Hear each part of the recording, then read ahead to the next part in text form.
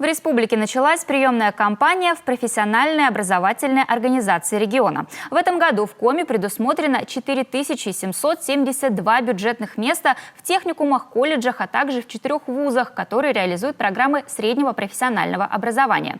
Открыли для нынешних абитуриентов и новые направления подготовки. Какие именно, знает Ксения Лосева.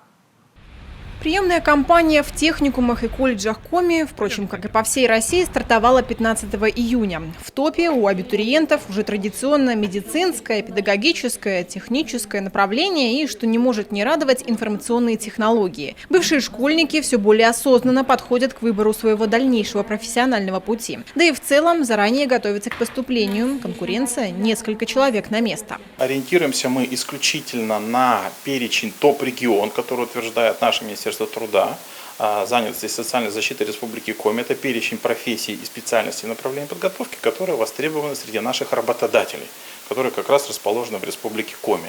Это такие традиционные направления, как педагогические направления в наших педагогических колледжах, это медицинские направления, это все, что связано с автодорожной отраслью. В прошлом году самый высокий конкурс был в Сыктывкарском гуманитарно-педагогическом колледже Куратова, в Сыктывкарском медицинском колледже имени Морозова, в Иркутинском медицинском колледже, а также в Сыктывкарском политехническом техникуме. Из года в год количество бюджетных мест стараются увеличивать. Кроме того, активно работают и над расширением направлений подготовки. С этого года в Коми будут реализовывать сразу 2 новые программы – лесное и лесопарковое хозяйство, а также аддитивные технологии. Студентов будут обучать работе с 3D-технологиями. Это и инженерная графика, и компьютерное моделирование, и знание материалов, материаловедения, конструирование, устройство сложной техники. Также будет организован набор в группы для людей с инвалидностью и ограниченными возможностями здоровья. Планируется организовать 4 группы для 60 студентов, в каждой по 15 человек.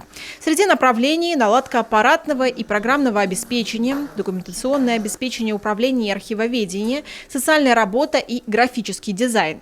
У нас выделено 15 бюджетных мест по очной форме обучения на базе 9 классов по профессии графический дизайнер. Мы ждем детей с нарушениями речи. И на заочном отделении на базе 11 классов мы берем также 15 человек на специальность «Социальная работа». Всего же прием на обучение ведут сразу 32 образовательные организации Коми. И выбрать действительно есть из чего. Сегодня в республике можно не только получить качественное среднее профессиональное образование, но и заявить о себе на российской и мировой арене. Студенты колледжей участвуют в международных конкурсах и привозят домой призовые места. Более того, сразу после окончания учебы не испытывают проблем с поиском работы. Ведь образовательный процесс напрямую связан с практикой. Учитывая эпидемиологическую ситуацию, мы принимаем документы или по электронной почте, или через портал госуслуги, или любым оператором почтовой связи, СДЭК, то есть так, как удобно нашим будущим абитуриентам. Прием документов для поступления продлится до 15 августа. Впрочем, тем, кто в эти сроки не уложится, отчаиваться не стоит. При наличии свободных мест на нужные направления приемную кампанию продлят вплоть до 25 ноября.